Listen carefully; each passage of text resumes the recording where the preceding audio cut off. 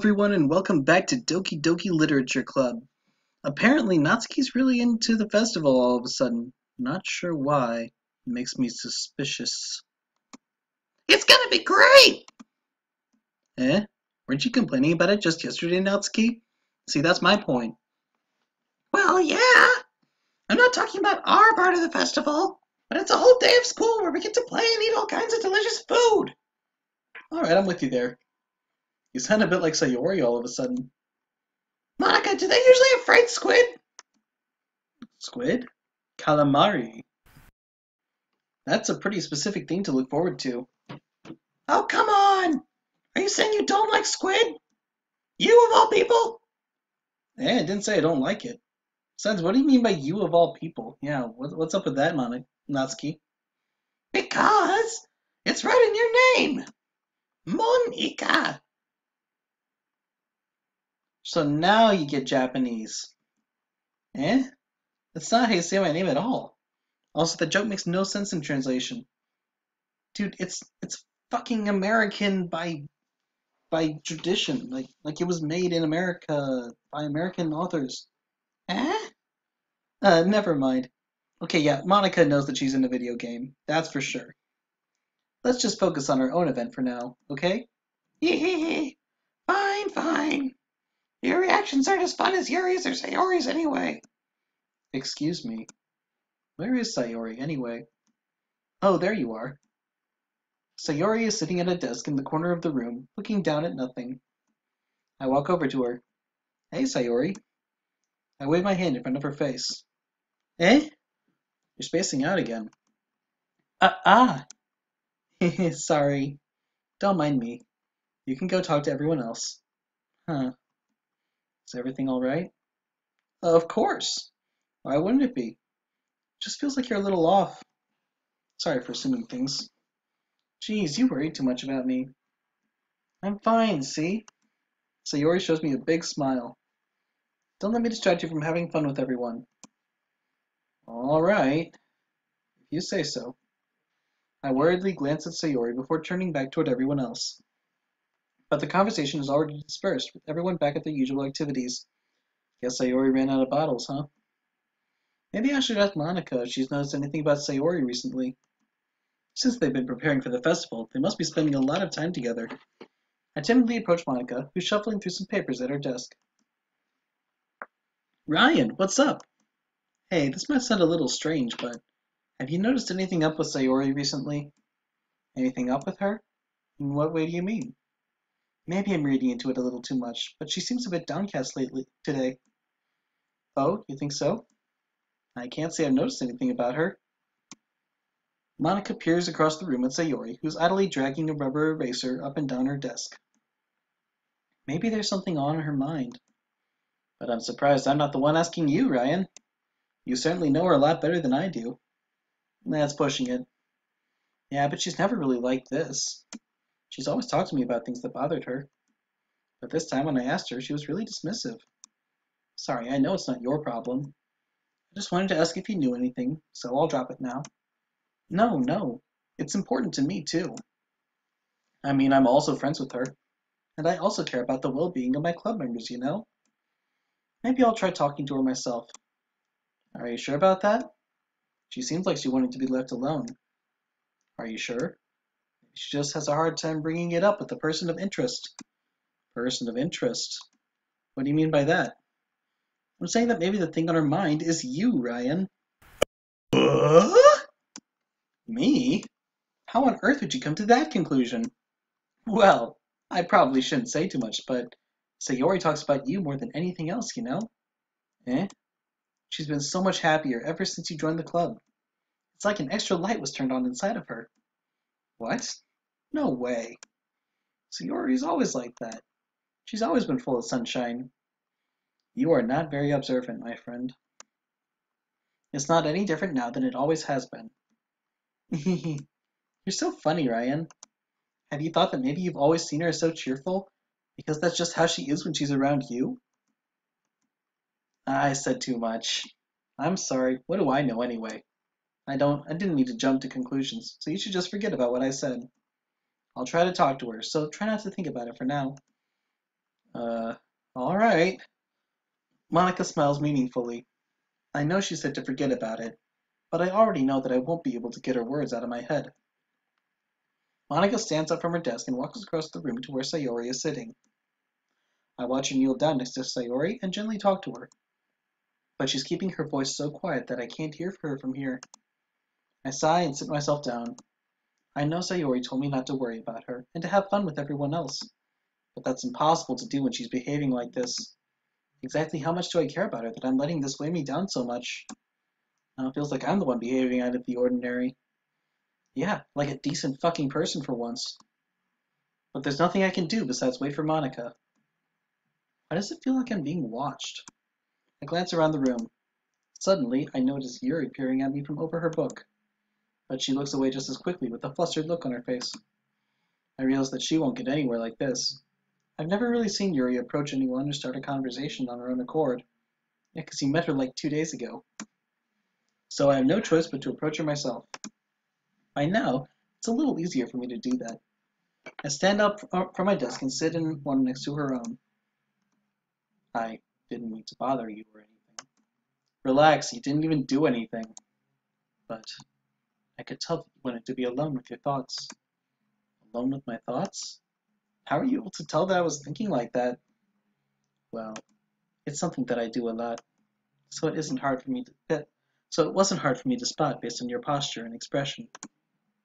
Not that I was staring or anything. God, you were staring like fucking Sherlock Holmes. I didn't do anything creepy like that. In any case, I guess you were right. I'm sorry if I caused you any concern. Don't apologize. Your troubles are only the concern of those who willingly share in that concern. Of course, there are certainly those who find the most comfort in keeping to themselves. But if you would prefer to share what's on your mind, then I would be glad to listen. Nah, it's really not that big of a deal. I was just feeling a bit uneasy about Sayori. Sayori? Yeah, she seems a little off today, but when I asked her about it, she didn't want to admit it to me. So I can't help but wonder if something happened to her. Oh, that's quite romantic. Eh? Sorry, I didn't mean to say something stupid. Baka. It's not that, I just didn't want you to misunderstand. Sayori and I have just been friends for a long time, that's all. Ah, I see. Then perhaps it is unusual for her to be dismissive to you about her feelings. Or maybe I'm just reading into it a little too much. Or not enough. God. Ryan, the world is full of meaning, often hidden deep beneath plain sight. And there are many untold mysteries behind every person, no matter how well you may know them. Ah, so you think there might be something behind it after all? I think that Sayori is a very complex person. Her mannerisms on the outside don't always match what may be going on inside her head. And she may not always know what she wants. I noticed her strange behavior today too, and I also feel some concern for her. You're a fucking robot. But in your case, it looked like she was fully occupying your thoughts, wasn't she? Well, I guess that was the case. Sayori, she really means a lot to you, doesn't she? I guess. But you don't need to put it that way. We're just good friends, that's all. I think I've accidentally started up a love triangle between myself, Sayori, and Yuri. I did not mean to do that. Yuri suddenly looks deeply into my eyes. Her expression is gentle and curious, as if she was searching for something. Embarrassed, I avert my gaze. Sometimes, a person's mysteries are untold even to themselves, and you, as someone honest and caring, may uncover feelings you weren't aware were in you. That is, I think that she would be a very fortunate person to have you feel that way about her. God! Okay, fine, maybe this does have dating simulator elements. Yuri, you're giving me too much credit. I'm a pretty simple guy. You got that right. So I think I'm pretty good at understanding my own feelings. I'm not nearly as sophisticated as you. Uh, that's not a compliment, is it? It is what it is. Self-disparaging comment, uh, with you as the target of some compliment. Anyway, as long as we're here, why don't we do some reading? Well, as long as you're okay with it. Yeah, I should be taking my mind off this whole thing anyway. Okay, everyone. After some time passes, Monica calls out to the club room. Why don't we share our poems now? Before I know it, everything is back to normal. Everyone goes to retrieve their poems, and I do the same. I make eye contact with Monica, and she smiles at me. I wonder what she was talking about with Sayori. Alright, sharing with Monica because she's the most interesting, I think. Just because, knows she's in a video game. Hi, Ryan. Have you thought about what you wanted to submit to perform at the festival? Well, being in this club is one thing, but performing in front of a bunch of people? I'll have to give it some more thought. Okay, no pressure. But whatever you do, I'm sure it'll turn out great. It would also make me happy to see. Haha. Anyway, let's take a look at today's poem. Sure. I let Monica take the poem I'm holding in my hands. It's pretty good. It makes me think of Sayori, like the other one that you wrote. You two are like the dynamic duo. That's kind of exaggerating it. Yeah, probably. But you do spend a lot of time with her, even in this club, don't you? Then again, I don't blame you for being a little shy. I'm not shy, it's just... I'm just teasing. I know it takes a bit of time to make friends with everyone, but Yuri and Natsuki are super interesting people, so don't be afraid to give them their share of time. And you can talk to me every now and then too. I'm trying. I'm not like unapproachable or anything, am I? Technically. No, it's nothing like that. I'm just still getting used to being here, that's all. Yeah. I'm sorry if I was putting pressure on you or something. I really didn't mean it like that. No, don't worry. I get what you're saying. Well, alright. Anyway, I'll share my poem with you now, alright? Alright. The Lady Who Knows Everything. An old tale tells of a lady who wanders Earth, the lady who knows everything. A beautiful lady who has found every answer, all meaning, all purpose, and all that was ever sought. And here I am, a feather, lost adrift in the sky, victim of the currents of the wind. Day after day I search with little hope, knowing legends don't exist. But when all else has failed me, when all others have turned away, a legend is all that remains, the last dim star glimmering in the twilight sky. Until one day the wind ceases to blow. I fall, and I fall and fall and fall even more, gentle as a feather, a dry quill, expressionless. But a hand catches me between the thumb and forefinger, the hand of a beautiful lady. I look at her eyes and find no end to her gaze. The lady who knows everything knows what I am thinking. Before I can speak, she responds in a hollow voice. I have found every answer, all of which amount to nothing. There is no meaning. There is no purpose. And we seek only the impossible. I am not your legend. Your legend does not exist. And with the breath, she blows me back afloat, and I pick up a gust of wind. A much more symbolic poem than you usually write, Monica. Mostly because usually your poems are, I think, a little more literal than people realize. But then maybe I just don't realize how literal it is. You know, I feel like learning and looking for answers are the sorts of things that give life meaning. Not to get too philosophical or anything, but it was kind of on my mind, so that's what I wrote about. I see. I never really put much thought into it. In a way, it's almost paradoxical. Because if we had all the answers, wouldn't the world start to lose its meaning? There's one thing I noticed. It seems like everyone in the club prefers writing about things that are more sad than happy. Are you surprised? I mean, if everything was okay, we wouldn't really have anything to write about, would we? Humans aren't two-dimensional creatures. I think you know that better than anyone. You mean one-dimensional? Yeah, that! Yeah, two-dimensional because computer. Anyway, here's Monica's writing tip of the day. Are you ever too shy to share your writing because you're afraid it's not that good? No, I'm just too lazy to actually put it to paper. It can be really disheartening to get a lukewarm response to something you put so much into. But if you find other people who enjoy writing, then sharing becomes a lot easier. Because instead of just telling you that your writing is good or okay or bad, they'll want to focus more on everything that went into it and the things you can work on. It's much more encouraging that way, and it will make you want to continue improving. Yeah, you'd think that, but fanfiction.net does not agree with you. It's almost like having your own little literature club, don't you think? That's my advice for today. Thanks for listening. I like the little tilde at the end, just to really drive it home that this is a scripted sequence. Right, next, I guess, Sayori. This is your best one so far. It's really, really nice, Ryan. Yeah, thanks. Mm-hmm. Sayori, you've been a little quiet today. Is everything alright? Eh? Of course. Everything's fine. Maybe I'm just a little tired today. Do you want a nap or something? No, that's silly. Don't worry about me, okay? I only want to see smiles on your face. Well, alright. Hey, Ryan. I'm still a little surprised. I really thought you would try writing your poems like the way Yuri does. Or even Natsuki. But in the end, yeah, I guess you're the one who likes this one the most. Why? You don't want to get closer with everyone else? Not really.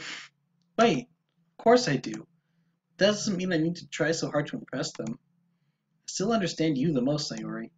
I know you had to sometimes put up with me, and I had to sometimes put up with you, but we have a wavelength or something. And this is how that poem came out. Sometimes it feels like you're the only exciting thing in my life. So sometimes it's just easier to write when thinking about you. That's really sweet, actually. Sayori? No, Ryan. I don't deserve this. God. I know that feeling. My girl, you deserve everything. My actual girl. And Sayori too, she's too sweet. You're too nice to me. Why are you doing this? Sayori has trouble keeping her voice steady all of a sudden. If you had fun with everyone else instead, this would be so much easier. Sayori. I glance around the room to make sure nobody has noticed this. Sayori. I've probably never said this before, but I don't understand what you're feeling right now. Tell me what will cheer you up. If only it were that simple. Sayori shakes her head. She sniffles and keeps shaking her head. Finally, she gathers herself and puts on a smile. It's nothing, Ryan. It's just a little rain cloud. I'm sorry you had to see that. I promise it won't happen again. Don't make those kinds of promises. Don't make the kind of promise that you can't keep and I wouldn't want you to anyway. Just smiles from everyone, okay? That's all that matters. Go play with everyone else. I'm gonna go home a little bit early today. Sayori. Tell Monica I wasn't feeling well, okay? I'll see you tomorrow. Before I can say anything else, Sayori cheerfully walks out of the classroom, humming to herself. Alright, time to get it over with Natsuki. This one's alright. Alright. Well, yeah. About as good as yesterday's anyway. Did I really have that many words that appealed to you in this one? I can see what you're going for, but it's just not really my style. I mean, that's fine. I'm mostly just glad you're trying a little bit. Well, of course I'm at least trying. Why are you so emotionally invested in my poems anyway? Isn't that more of a compliment to me? Eh? No, gross! Baka, it's not like I care. Idiot. It's just that one of us in this club has to make sure you're not slacking off. Really? Well, what if you ended up just scaring me away? That's, it's not like you would actually do that. Yeah, you're right, as long as Sayori's here. It's kind of fun to hang out here, even if I had to put up with you. Oh, shit, bro! Gah! Oh, sorry. Gah! Natsuki's elbow connects with my stomach. Oh, maybe I won't mind scaring you away after all. I was just joking. Oh, I know. Don't worry, I was too. Ah, wait. I never saw Sayori's poem for today. Shit. How the hell do you call that a joke? That seriously hurt. Well, maybe it was funny to her. I guess that's kind of the point. I should really just watch my mouth around Natsuki. Anyway, Natsuki holds her poem out to me like nothing even happened. I'll be your beach, and I will read this next time on Psychoboy Plays Doki Doki Literature Club. Have a nice day, drive safely, and I will see you next time. Goodbye!